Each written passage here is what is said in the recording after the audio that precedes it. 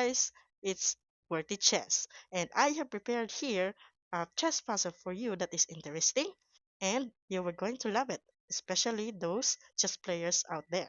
Pwede na! Oo, huwag na natin patagalin, let's go! Okay, so in this position, no, sa nakikita nyo, white to move, pero yung black dito, meron siyang double pawns. Though meron siyang double pawns, pero untouchable naman yung position niya kasi malakas naman yung bishop doon.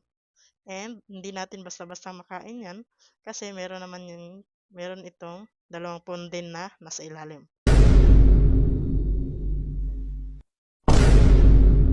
Okay, so ganito nang nangyayari. White to move.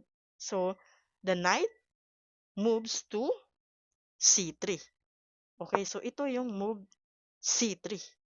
Okay, so if you're the black rook here, what you are going to do? Now, anong tinira ng black?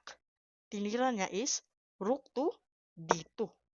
Okay, so it is interesting. Ngayon, ang ginawa ng knight is sinuportahan naman niya yung pawn doon sa B2 by playing balik sa kanyang A4.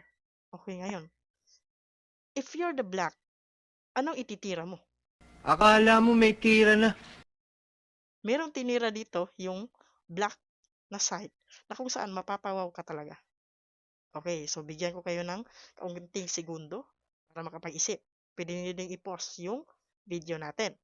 Okay, let's start. Okay. Wait lang, kuya! Si kuya naman eh! Okay, so ang tinira ng black is rook to He sacrifices the rook! B2. Ngayon, anong mangyayari? Okay, so anong hiwaga niyan? Kasi pala, pag tinikman mo yan, bam, meron na palang pawn to C3.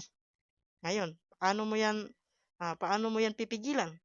So, hindi pwedeng balik ka doon kasi hindi mo na papipigilan yung pawn niya dito. So, anong gagawin niya? Dito. Ayan. Wow! Ang galing!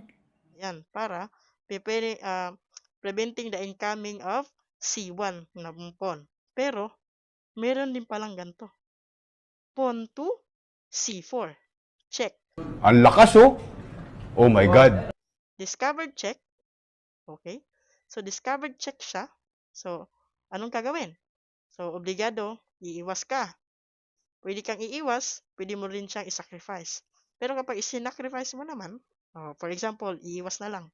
Kapag iiwas siya, wala na. Meron ng pawn takes D3 na knight. Okay, so promoted na yan. Hindi na mapipigilan. At kung instead of king move, sacrifice naman ng rook, meron pa rin B6 na takes. Tapos, gaganon na yan dito. Mamarcha na yan patungo sa B1. Hindi na papipigilan yan. At dahil doon, nanalo ang side ng Black King. And follow for more.